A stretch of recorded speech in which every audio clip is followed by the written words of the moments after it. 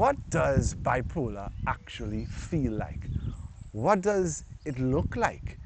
What is the experience of living with someone who has bipolar? What is the experience of having bipolar? This video, we're going to touch on that. First, I'm going to go through a haiku, which is a Japanese style of poetry from my book, Psychology Haikus, and that will give us the clinical presentation of bipolar.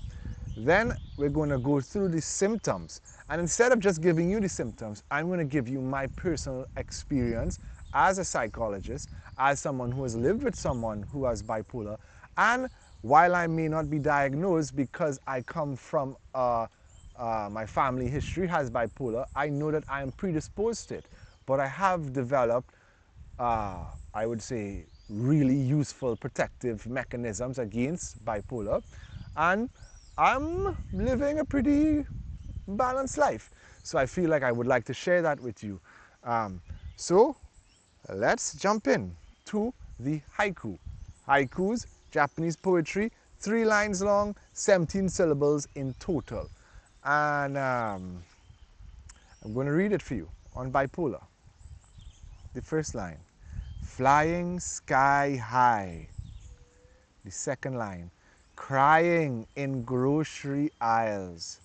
The third line, all in a day's work. All in a day's work. So let's go. First line, flying sky high. That symbolizes the mania part of bipolar. Bipolar means bi is 2, polar is poles, 2 ends. So in bipolar, there are 2 ends. The first end is mania. Mania is the sudden increase of energy. It appears as happiness, but it's filled with a lot of negative, subjective and objective experiences. So, as I said, I'm going to get into what it feels like, what it looks like, but let's just follow the haiku. Flying sky high, mania. Next line, crying in grocery aisles, depression, the fall, the rise and then the fall. Crying in grocery aisles. Many people who have depression, as I will discuss, have this experience. Even going to the grocery can be such a terrible, impossible task. And the final line, all in a day's work. Here we have the cyclical pattern of bipolar. This mania, depression, that haunts is the right word, someone throughout their life. So that is the haiku. 3 lines, summarizes bipolar. And now we're going to get into the symptomology and how it looks from a subjective experience. So what I'm going to say comes from my clinical experience. A lot of it I got from doing my master's degree in India. We had to work in lots of psychiatric hospitals. And then, besides that, I have the permission from my mom to disclose my experience of her battling through bipolar, if it's for educational purposes, which is what this is. It's for educational purposes. So I grew up with my mom, and she had bipolar. And from a very young age, I witnessed this. So I have a lot of real experience in it. So let's first talk about mania. One of the first symptoms that you see when somebody is on the rise is what they call pressurized speech. So in India, when you're sitting down in the psych wards, you can see active bipolar, which means when the symptoms are present, because very often you only hear about it after the episode is finished. But you can see when they are filled with this, I guess you could call it, immense, uncontrollable, chaotic libido, or in India they might call it prana, or we might just say too much energy. In the Caribbean we might say like they're bitey. They're all over the place. But the first thing you see is this pressurized speech. So in a conversation, usually 2 people are interacting. One is talking, the other is listening, and then there's the reverse. One is listening, the other is talking. In pressurized speech, one person is talking and it doesn't matter what the other person is doing. They are just they're just an object to receive this outpouring of energy. I like to think of the manic energy as like a hurricane. It's just like this chaotic, powerful force. And it comes through the person in these negative symptoms. So just imagine the wind of the hurricane. It finds an outlet through the voice and it comes out as pressurized speech. And you just feel bombarded. There's no chance for you to have a dialogue, to interact with this person. You are just receiving and half an hour may pass. You're sitting down there like, what is going on? Why is this person not, you feel like an object. You feel objectified. And that makes you feel uncomfortable. And from their pressurized speech, if you listen to it, you can hear disorganized thinking, which is where you don't really understand where the conversation is going. There's a whole clinical expression for this, but disorganized thinking, just meditate on what that means and you'll get the picture of this next symptom. One of the big things that is scary and dangerous is this goal-oriented behavior. So when my mom would go into her manic episodes, we didn't know we didn't know when we were young. We didn't have psychological education, but when I was older, I was able to identify these patterns. There would be a sudden interest to do something that is way beyond her resources and her capacity to fulfill, and that it's a very sad thing for the person because they do feel inspired, they do feel moved to act, but it's this hurricane of energy that's pouring out through them through a goal, and it appeared in my life, in her life, as some business ideas that were a symptom, like to rearrange the house. You just walk into a room, the room upside down. You're looking around, it's like, I used to sleep here. Why is my bed? Why is my bed in the bathroom? And the bathroom in my bedroom? I'm joking, but it's really this. It's this kind of chaotic goal. And this intense manic energy is pouring out through this. It's like, I have a lot of compassion for it now, but back then I was like, whoa, what is going on? Where do I sleep and where do I poop? I don't know. So these business ideas, this borrowing of money, it was like a sign that something was going on, because it's like an impulse. I need to get this done, and in order to do that, I will do anything. I'll borrow money. I will. My mother didn't steal, but there are many cases where people steal in order to fulfill or do, which is the next symptom: reckless, impulsive behavior. They would do things in order to fulfill this goal. There's a lack of reflection, self-reflection, which is, I think, a huge problem in this when you're experiencing bipolar. When it's active, you don't pause, you don't reflect, you don't think about the future. You're like, in psychology, Freud would say, your id, the force inside of you that doesn't care about consequences and wants what it wants and wants it now. That is on the throne of your psyche, and that's a problem. If you watch Lilo and Stitch, Stitch is the id, and when Stitch is in charge, Lilo's life is upside down. And in many cases in the bipolar, when it's active, Stitch is in charge and the person's life is upside down. So we saw, yes, these random business ideas, these borrowing of money, reckless spending was a big thing, and that's very dangerous for a family. If you have limited resources and all of a sudden in one decision $10,000 are gone, That's a problem. That's life-threatening in some cases. And then there's well, in what I witnessed. I'm laughing now, but that's because me and my mom, we processed this together a lot. But there'd be like extreme socialization, like socializing, like you come home like, hey mom, what did you do today? And she lists about 14 things. She went in every part of the island, 12 churches. She went to lunch 4 times.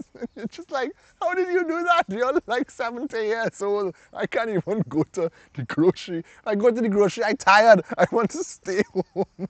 But it's like, for her, it's like this extreme socializing when the mania is active. And so, again, the hurricane of energy, what to do with it. It comes out through the voice, through the actions, through the desires, through the impulses. And then, I mean, this is probably the saddest part about the impulsive behaviors is that if there's suicidal ideation, the mania might be the fuel to light the fire of the suicidal behavior. So there were times that suicidal ideation was active. My mom was expressing these things, and suicidal behavior was present as well. And the mania very often gave it a little push to go from thought into action. And I'll speak about a little bit about that at the end, but it, of course, that those things shape your life as a young person witnessing these things. Some more symptoms: irritability, interpersonal conflict. My God, like, yeah. There's like a rule, I think it's a general rule. If you are getting into a fight 3 or 4 times per week, and you think that that you are always right, that you're probably wrong if it's like everybody is having a problem with you. So that was the case. We would know that that this was happening because there would be more disrespect, more sharpness in the words, more baiting. What in the Caribbean we might call baiting for a fight. Like when you fish, you throw the bait in the ocean and you're trying to reel in a fish. Sometimes when people are irritable or in this state, they may do things not knowing or unconsciously do things that provoke a fight. And that was also a symptom. And something very interesting, which I saw in my mom and in India, is when self-esteem gets too grand. We might call it grandiosity. So again, the hurricane energy enters the ego, and the ego inflates, and that kind of powers the goal-oriented behavior. I can do anything. I can achieve anything. No one could tell me no. I am right. So this grandiosity grows tremendously, and my mom, in very, very early, because she's a very religious, spiritual lady, she termed mania a Holy Spirit rush. She felt it was like a rush of the Holy Spirit. So even she knew that this was something beyond her. I have a video I am drafting up now about the Greek myth Icarus and its relation to bipolar disorder. And in there are clear evidence that there is something transpersonal, or at least a powerful instinctual force, libido, prana in the person that is active during this time. And so my mom noticed that and she termed it Holy Spirit rush. But other people might just think, I'm the greatest businessman in the world. I'm the greatest preacher in the world. I'm the greatest dad in the world, the greatest mom in the world. I could do anything that I want. And that is a sign of grandiosity. Grandiosity, when the ego claims a title it has not earned. So that's the mania. That's some stories from my experience of mania. And depression, I feel like there's so many videos on depression. One symbol that strikes me is the person is lying down in their own grave, This grave was dug by them. This grave might have also been dug by their family, by the society, but whatever, they're lying down in a grave and they're praying to death to come and take them. And they've given up on life. There's a hopelessness. There's nothing that can tempt them out of the grave. All of the things that were beautiful in life that would have pulled them from this period of decay, it doesn't pull them anymore. Like my mom loved church, loved choir, loved art. When she's in depression, nothing pulled her out. Nothing but someone who's willing to sit with her suffering, sit with her darkness. That helped. Her psychologist helped. I learned that skill, which is one of my greatest skills as a psychologist, came from that, not knowing how to help my mom and just being there. That is such a gift. That's such a gift to give somebody. And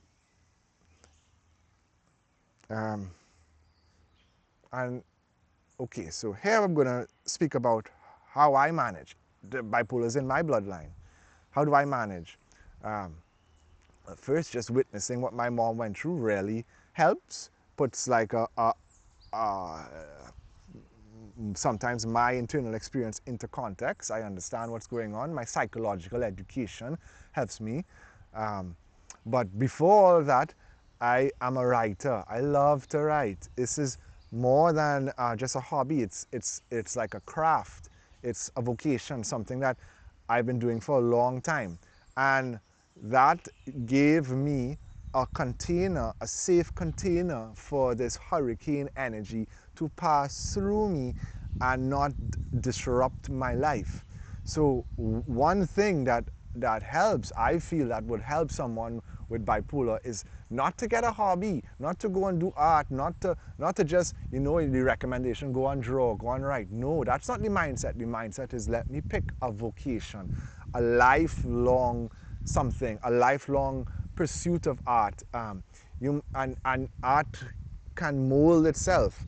Like if you love writing poetry, as I do, for many years it was poetry. Then it went to novel writing. Then it's more autobiographical. That's not a word. But like your art can. Don't think that art is static. Sometimes you might want to draw or journal or paint or dance. But what's important is that this energy has a consistent container to pause through. And why I say it's important to be long term is that you don't know when the bipolar episodes are going to come. So if you're always writing, or you're always dancing, or you're always pursuing an art, when it comes, it could be channeled. And even when it's being channeled, it's very difficult to hold the manic energy in art. I felt it, especially I know which book I was writing, and I almost couldn't stop writing. The book wasn't that great. It's a pretty good book, if you want to. Anyway, but I know I felt it. I was like, this is more than just me wanting to write. This is a powerful force, and I was going through something really difficult situation in my life. So the tip or the healing strategy, the protective mechanism is get a container. Get a container that is safe for you to pour this excess manic energy into. Next one is my sadhana. Sadhana is a Sanskrit word. It's like your daily practice to reconnect with yourself, your spiritual practice. And I have that, and I've been doing it for a long time. So the importance of a sadhana is not to become the most spiritual person in the world. That's grandiosity. The importance of a sadhana is to reconnect you with yourself and the heart of the mystery of life. And so when you do that reconnection with yourself, you regulate. And regulation is the gold standard treatment for many bipolar therapies to regulate, to return into your natural rhythm. Up and down, bipolar, up and down, flying in the sky, crying in grocery aisles. This person doesn't have a means of regulating, of coming back to balance. A sadhana, a spiritual practice, a daily form of art, some athletics, some like gym or something that makes, that is so you. It's so you. Spiritual practice is really beautiful because you're intentionally connecting with your heart. But it's this essence. Let me do something that's genuinely for me and regulates me. Basically, I would say that is a pragmatic understanding of sadhana, and I've been doing that for a long time. So every day I regulate myself to once, or at least once or twice a day. I am. If I'm too high, I come back down. If I'm too low, I come back up, and that has been a great blessing in my life. Um, Something that I do. Okay, now we're stepping more into transpersonal psychology and I guess mysticism. This might also fall under analytical psychology. Is that the ego in the manic state has received excess archetypal energy, archetypal libido, or just it has too much energy. And so when the ego tries to hold all of it, to keep all of it, then it pours out in destructive ways, through speech, through behavior, blah, blah, blah. So what I do is when I feel too much energy, I go into my meditation or I go into nature and I give the energy back intentionally. I say, thank you for this blessing. I've used it as much as I can. Now I want to return it. And I might do visualizations. Um, I might, or it might just happen naturally in the meditation. In nature, nature naturally pulls it out of you. I find through my personal experience, and that helps me to, go to sleep. Just be cool, relax. And then finally, the last thing I do is um, active humility. If I hear my thoughts like, oh, David, you're the wisest of the wise, your writing is will remembered for years. Where's your crown, you beautiful being? When I start to hear those thoughts, I go and I scrub the toilet, or I tell my wife about it. Um, it's beautiful to have someone who understands. I'm going to share what I do. Many people might not understand it. People from India, people from a religious background, more spiritual background may understand it. But I bow and put my head on her feet when it's too much. I intentionally do that.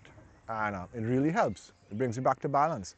Because otherwise, you're up, you're walking around like this, you do, and then what's going to happen? You're going to stump your toe anytime you're too much like this. And so bringing your head to the ground, bowing, not just from my wife, I bow to